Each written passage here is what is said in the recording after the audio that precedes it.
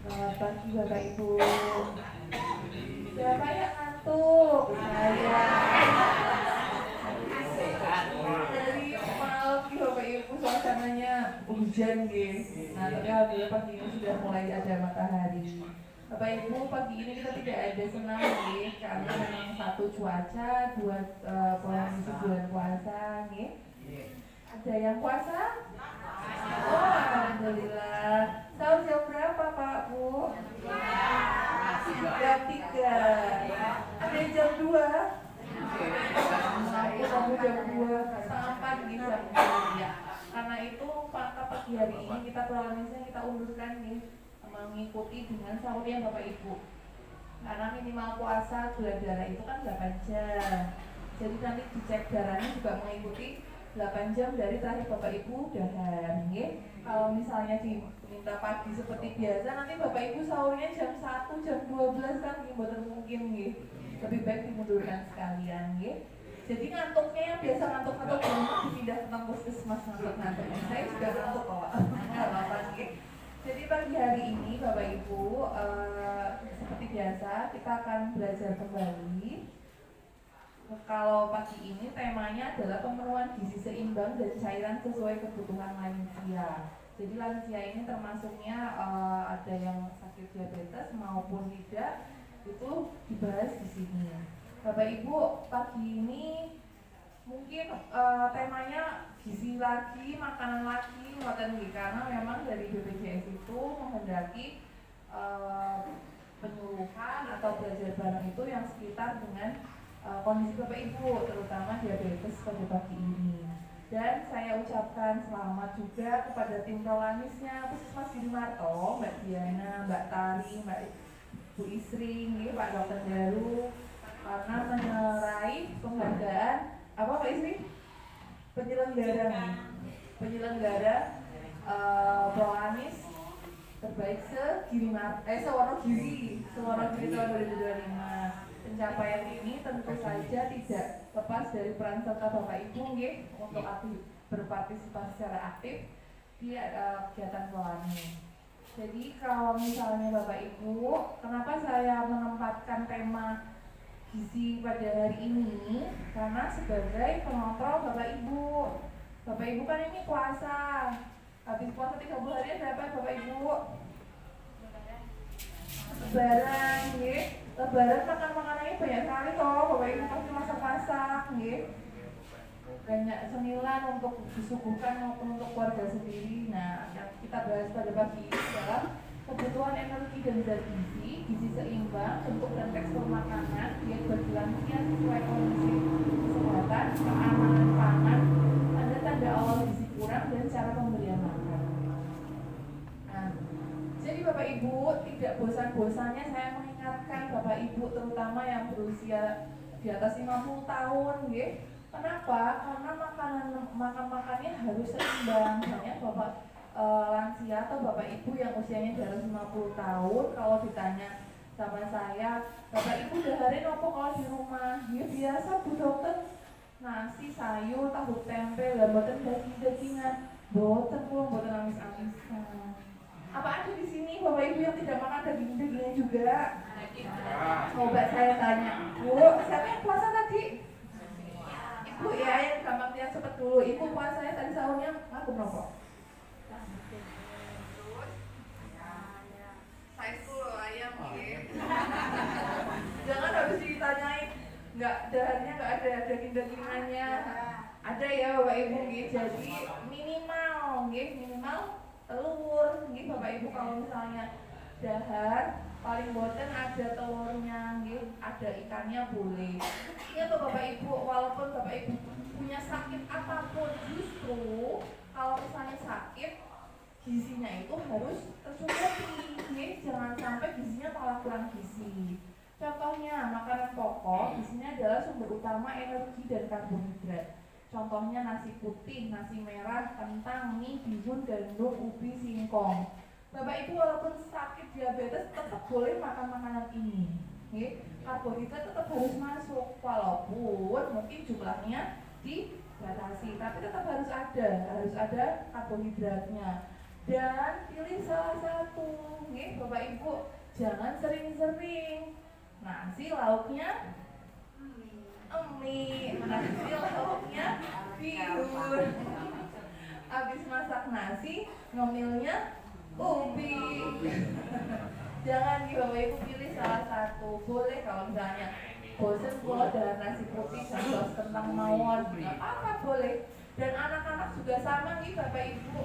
Jadi kadang-kadang anak-anak itu makan nasi nggak mau, tapi kalau misalnya disuapin kentang goreng, gitu, kemudian mie, tahu Pak? Oh, sama itu. Awas Bapak mengenai dalam-dalamnya kata dadaran. Nah, kalau anak-anak itu juga sama Bapak Ibu, variasi makanannya boleh nasi putih, boleh mie. Nah, jangan di ini kok Bapak Ibu dimarahin kalau ada anak yang bosan makan nasi pengen makannya pakai mie-nya, tapi mie itu bisa mungkin bukan instan Bapak Ibu, mie telur mungkin dimasak gitu, dimasak mie telur, jadikan mie goreng atau bakmi rebus kan. Kemudian lauk pauk, di sini sumber protein, lemak dan mineral. Contohnya kalau hewani tadi ada ikan, ada telur, ayam, ayam ini boleh ayam potong, boleh ayam kampung, Bapak Ibu, telur juga sama, daging, seafood, kemudian nabati itu contohnya di tahu tempe. Sebenarnya sama-sama protein, cuma kandungannya itu berbeda. Lebih berat kandungannya yang hewani Bapak Ibu daripada yang tahu tempe. Maka dari itu baiknya dikombinasikan sumber protein hewani dan nabati dalam makanan. Jadi ampun, osengnya nopo Bu Pak, oseng tempe. Gorengannya digoreng talon, digoreng Bapak Ibu, jadi dikombinasi.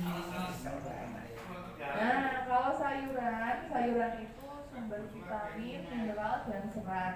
Berbagai jenis sayuran itu mempunyai kandungan gizi yang berbeda. Maka dari itu disarankan konsumsi sayur yang bervariasi agar saling melengkapi. Yang kadang-kadang susah makan atau susah pilih lauk itu bapak-bapak apa ibu-ibu? Kadang-kadang bapak-bapak yang agak susah pidahannya, buatan teman itu. Artinya kalau sayur itu bagusnya kita variasi. Jadi misal hari ini sop, besok pecel, besok bujangan, jangan pecel, jangan lombok sama lombok. Itu nanti kurang bervariasi, okay? Kemudian juga buah-buahan itu sama pentingnya Bapak Ibu dengan sayur mayur, karena buah-buahan itu sumber vitamin, mineral, dan serat yang bervariasi juga. Dan bedanya kalau misalnya buah-buahan daripada sayuran itu antioksidannya lebih bagus. Dokter, antioksidan itu nopo? Antioksidan itu zat yang bermanfaat untuk daya tahan tubuh dan juga pemulihan pasca sakit. Maka dari itu kalau misalnya Bapak Ibu misal pilihan gitu yang berat ke orang sakit, pasti biasanya kadang-kadang bawanya buah karena fungsinya bagus untuk antioksidan, untuk pemulihan penyembuhan setelah sakit. Kemudian makanan sumber zat besi, contohnya hati bisa hati ayam, hati sapi, daging, ikan, sayuran berwarna hijau, kacang-kacangan, dan buah. Kalau sumber kalsium juga ada Bapak Ibu, tidak hanya di susu, kalsium itu ada di sayur, ikan juga ada, sayur hijau, terutama sawi hijau, daun singkong, daun pakis sagu, brokoli, dan buah. Buah itu ada buah yang jeruk, pisang, jambu biji, pepaya, alpukat, apel, buah naga. Buah ini adalah buah-buahan yang biasa kita temui di Bapak Ibu. Maka dari itu kadang-kadang Bapak Ibu ada yang menanyakan ke saya, buah-buahan apa sebenarnya yang bagus Bu untuk dikonsumsi? Buah-buahan yang biasa kita temui saja.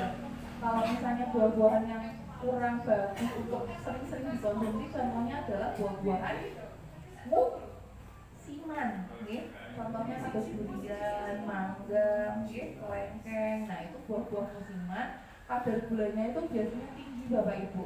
Tapi beda kalau buah-buahan yang biasa kita temui seperti jeruk, jambu, pisang, pepaya, buah naga itu cenderungnya glikemiknya atau gulanya itu lebih panas daripada yang musiman. Kemudian kebutuhan cairan. Nah, ini penting Bapak Ibu. Kenapa? Bapak Ibu kalau yang kandungan sakit gula, puasa, saya titip pesan minumnya harus dicukupi karena ini sudah puasa hari ke-13 nih Bapak Ibu. Hari ke-13 di BPU saya sering kali menemui pasien CM yang puasa, kemudian keluhannya banyak. Setelah pas saya tanya dan dicek gulanya sangat tinggi, 300 ke atas gitu. Penyebabnya ternyata karena Bapak Ibunya itu kadang-kadang malas minum air putih. Iya Bapak Ibu. Padahal kalau misalnya apalagi ini musimnya musim hujan ya, malas ke toilet istilahnya ngono jadi yang ngumpet terus minumnya dikurangi. Padahal kalau Bapak Ibu kandungan 16 nih sekitar 5 sampai 16, sisanya saat sahur. Karena apa Bapak Ibu? Pengurangan air, kekurangan cairan itu berpengaruh di gula darah Bapak Ibu. Bapak Ibu bayangkan kalau gampangannya, kalau misalnya Bapak Ibu kurang cairan, gulanya itu kan akan tetap segitu-segitu aja di darah, sementara dia akan semakin pekat darahnya. Nah, itu yang namanya kondisi dehidrasi. Cairannya itu semakin sedikit di tubuh, gulanya jadinya otomatis semakin padat di tubuh. Jadinya membuat dehidrasi Bapak Ibu ada keluhan biasanya. Jadi sebisa mungkin Bapak Ibu diutamakan air putihnya 8 gelas sehari. Bisa juga dari kuah sayur, minuman lain, teh atau susu, tapi diutamakan adalah air putih. Bahan makanan yang dibatasi, terutama saat puasa Bapak Ibu. Bahan makanan yang mengandung gas, contohnya ketan kol, kembang kol, nangka, durian itu banyak sekali gasnya. Nah, kalau misalnya Bapak Ibu ada riwayat sakit lambung, sakit mah, makanan ini biasanya bikin gak nyaman di perut. Jadinya sebah tegang. Nah, maka dari itu dihindari makanan yang mengandung gas, contohnya seperti tadi ketan, kol, kembang kol, nangka, dan durian Kemudian kenapa juga di lansia dibatasi juga Bu? Karena di lansia itu di usia 50 atau 60 tahun ke atas, nuwun sewu, saluran pencernaannya itu sudah ada penurunan fungsi. Jadi Bapak Ibu mungkin dulu waktu muda itu makannya banyak, seger cenderungnya kalau di usia 50 sampai 60 tahun ke atas, sekarang porsi makannya cenderung sedikit. Terus kan yang ada makan cuma sedikit. Nah itu memang alami, penuaan alami, sehingga membuat lansia itu cepat kenyang, cepat makannya sedikit, sehingga itu dikurangi makanan yang mengandung gas. Sebab kalau Bapak Ibu makan makanan di atas ini perutnya bergas, jadinya nggak nafsu makan. Kemudian gula tidak lebih dari 4 sendok makan sehari. Ini untuk orang yang tidak diabetes Bapak Ibu. Kemudian makanan tinggi natrium, baik bentuk garam campur maupun pengawet. Jadi Bapak Ibu yang di sini tensinya tinggi, juga dikurangi makanan yang asin-asin, contohnya telur asin, ikan asin, makanan kemasan. Makanan kemasan itu contohnya apa yang banyak di bulan puasa ini? Biasanya sarden Bapak Ibu. Sardennya gampang dibuat. Nah itu sarden kalengan, dendeng, sosis, nugget. Nah itu banyak mengandung garam, jadinya bikin tensinya tinggi. Kemudian juga snack kemasan apapun itu, cemilan-cemilan bungkusan istilah itu banyak kandungan garamnya. Jadi untuk Bapak Ibu yang tensinya tinggi maupun kepingin sehat, memang sebaiknya dikurangi konsumsi garamnya. Kemudian yang terakhir, makanan yang dibatasi adalah makanan yang digoreng dengan minyak yang telah digunakan berkali-kali. Kalau ini hobinya siapa Bapak-bapak? Hobinya ibu-ibu Pak. Dinget. Boleh leres eman-eman. Nah, padahal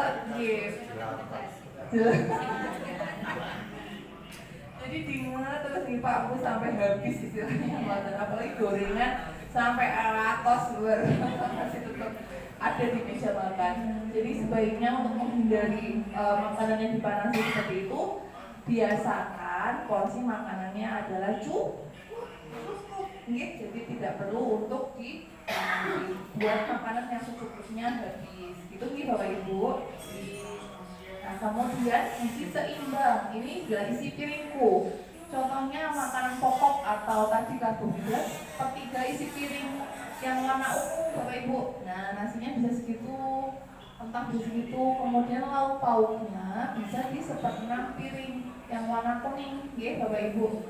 Kemudian sayurannya lebih banyak, di 1/3 isi piring warnanya hijau. Jadi antara sayuran itu lebih banyak. Karena apa? Harapannya Bapak Ibu kan tadi seperti yang kita ceritakan, fungsi pencernaannya kan sudah menurun, otomatis kadang-kadang sering sembelit nih. Bapak Ibu mungkin ada yang mengalami kadang-kadang lama buang air besarnya. Nah, harapannya kalau misalnya makan sayurnya itu lebih banyak, pencernaannya itu lebih gampang untuk dibersihkan dan lebih gampang untuk buang air besar seperti itu, ya.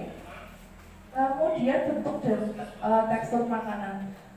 Bapak Ibu mungkin di sini ada yang mengalami giginya sudah mulai keropos, sudah mulai banyak yang berlubang atau ada yang tanggal. Itu sangat pengaruh kepada nafsu makan. Jadi Bapak Ibu bayangkan ketika giginya kita utuh, otomatis makan kita biasa nyaman untuk maunya. Tapi kalau misalnya giginya sudah mulai banyak bermasalah, otomatis makanannya itu jadi malas untuk makan. Betul Ibu. Jadi karena itu dipertimbangkan bentuk makanannya, ya. Kalau misalnya Bapak Ibu memang giginya benar-benar tidak support untuk makan, saya pernah Bapak Ibu waktu jadi petugas haji, kan haji kan kebanyakan lansia nih Bapak Ibu, kebanyakan di atas 60 tahun, ada yang giginya habis dicabut berapa Bapak Ibu? 13. Sebelum berangkat haji itu dicabut giginya ada 13 gigi. Jadi berangkat ke haji itu posisinya giginya sudah gak ada. Bapak Ibu bayangkan dicabut 13 sebelum berangkat haji. Itu sangat sakit, sangat sulit untuk makan. Jadi otomatis makanannya milih yang cair, gitu.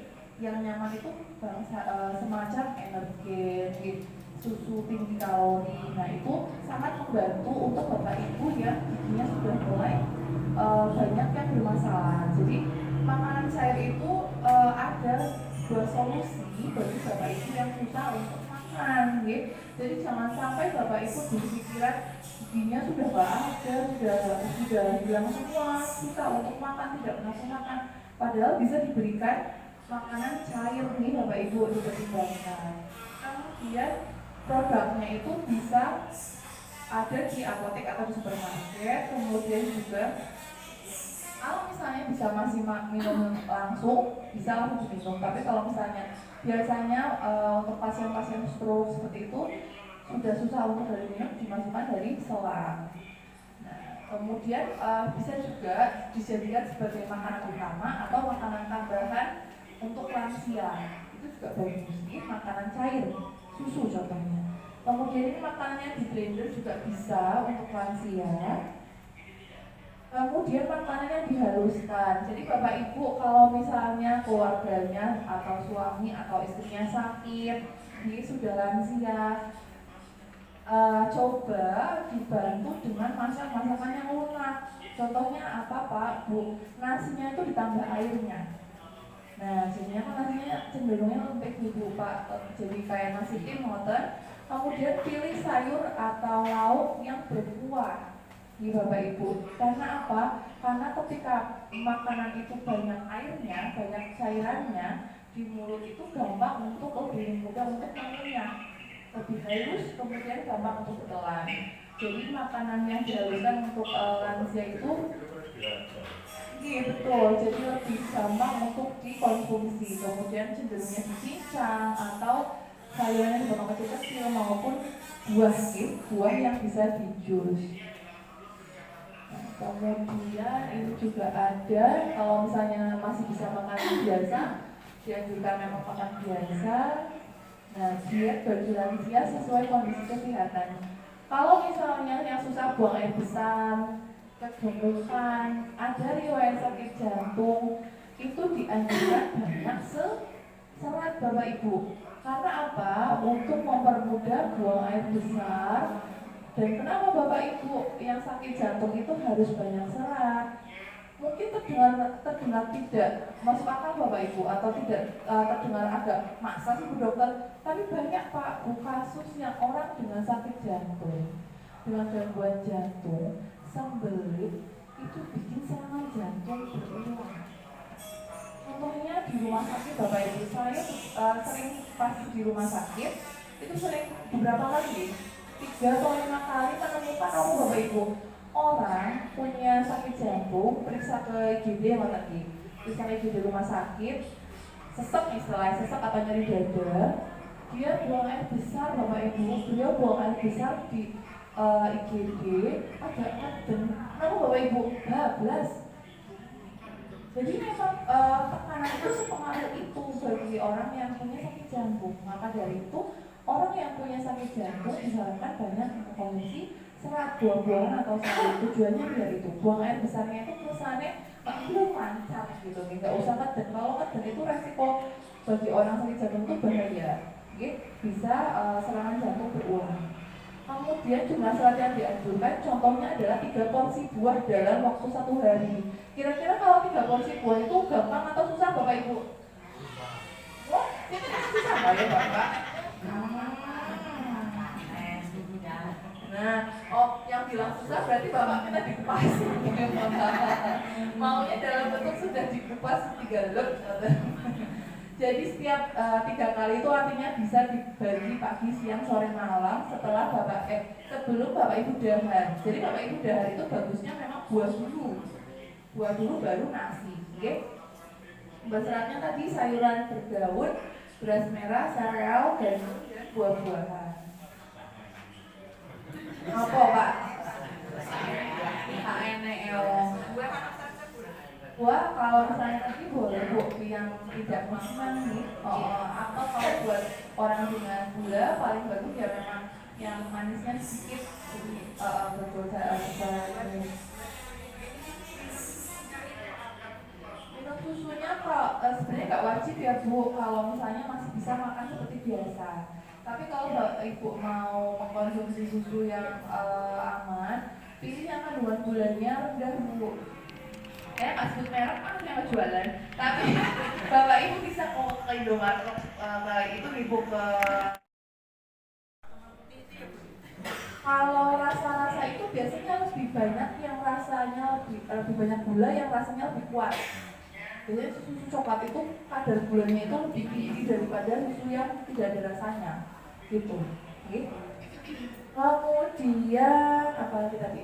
Ini dia rendah garam, sama nih Bapak Ibu, lebih penting untuk yang hipertensi tidak terkontrol. Kemudian maksimal gulanya garamnya itu 1 sendok teh. Sumber gula itu bisa garam dapur, kecap, asin. Saya tidak pernah. Energen buat apa Bu? Kalau buat setiap hari nggak bagus Bu.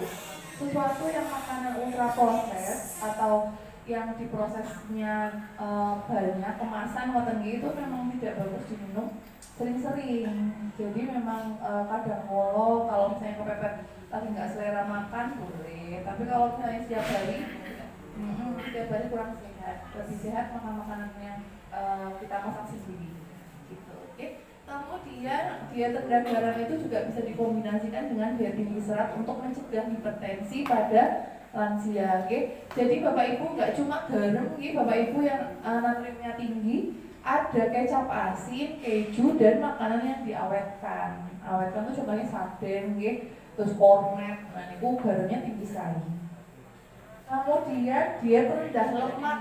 Rendah lemak itu untuk lansia dengan masalah pankreas, penyakit hati atau liver, masalah lemak darah. Mungkin kolesterol tinggi Bapak Ibu dianjurkan untuk membatasi asupan lemak. Contohnya mentega, margarin, snack gorengan, diganti menggunakan makanan yang mengandung lemak baik. Contohnya apa? Kuning telur, alpukat, dan minyak zaitun. Alpukat itu bagus Bapak Ibu untuk mencegah sakit jantung. Jadi Bapak Ibu boleh kandungan gulanya juga rendah. Itu salah satu pilihan buah yang bagus buat orang sakit gula. Kemudian dia tinggi energi dan protein. Contohnya adalah untuk lansia dengan kekurangan gizi atau yang baru sembuh dari sakit. Jadi contohnya makanan yang dipilih bisa kacang-kacangan, kemudian tahu tempe pada tumisan sayur, susu tinggi protein sebagai makanan selingan. Nah, keamanan pangan. Jadi biasa kan nih Bapak Ibu, terutama lansia itu kan daya tahan tubuhnya sudah mulai turun. Jadi banyak kadang-kadang ada sakit diare, okay? Buang air besarnya encer sedikit. Paling sering itu karena memang keamanan pangannya itu agak kurang. Contohnya kadang-kadang dibiarin makanannya terbuka. Nah, itu juga bisa pengaruh ke lalat atau sumber kotor yang lain. Kemudian mungkin belum cuci tangan atau masakannya itu harus dipastikan matang sempurna. Tadi ya selalu tutup kembali makanan. Kemudian makanan yang sudah dimasak itu sebenarnya paling bagus gizinya itu setelah 4 jam habis dimasak Bapak Ibu. Jadi makanan baru itu cenderung gizinya itu lebih bagus daripada makanan yang misal ibu masak pagi dimakan malam, nah itu gizinya sudah agak berkurang. Okay? Jadi lebih bagus memang makanannya itu waktunya disempit-sempit. Kemudian ambil dalam porsi sedikit dan tambahkan jika perlu. Tidak mencampurkan sisa masakan dengan masakan yang baru. Ini ibu-ibu dengan kreativitas tingkat tinggi. Kreativitas tingkat tinggi, makanan yang belum habis dimasak lagi, dimodifikasi lagi. Iya. Nah itu hati-hati nih Bapak Ibu, kalau misalnya penyimpanannya kurang bagus terus langsung diolah, kadang-kadang bikin perutnya kurang nyaman. Jadi kalau Bapak Ibu memang melihat itu potensi makanan tidak habis, walaupun baru beli tapi kemungkinan tidak habis, langsung tutup makanannya, masukkan kulkas kalau ada kulkas. Ini Bapak Ibu, jadi untuk mencegah kontaminasi bakteri, boleh nanti dimakan lagi kan Mas? Oke. Kemudian kenapa sih saya jelaskan 2 kali masalah gizi? Karena itu Bu, Pak. Jadi kalau di lansia itu gizi kurang itu banyak. Di 10 orang ada 1 orang yang kurang gizi. Walaupun mungkin posturnya ya cenderungnya kalau lansia kan kurus-kurus nih Pak Bu. Kurus-kurus dan itu cenderungnya bisa kurang gizi. Bisa cari tahunya dari mana? Biasanya kalau misalnya kurang gizi itu cenderungnya ada keluhan tidak nafsu makan.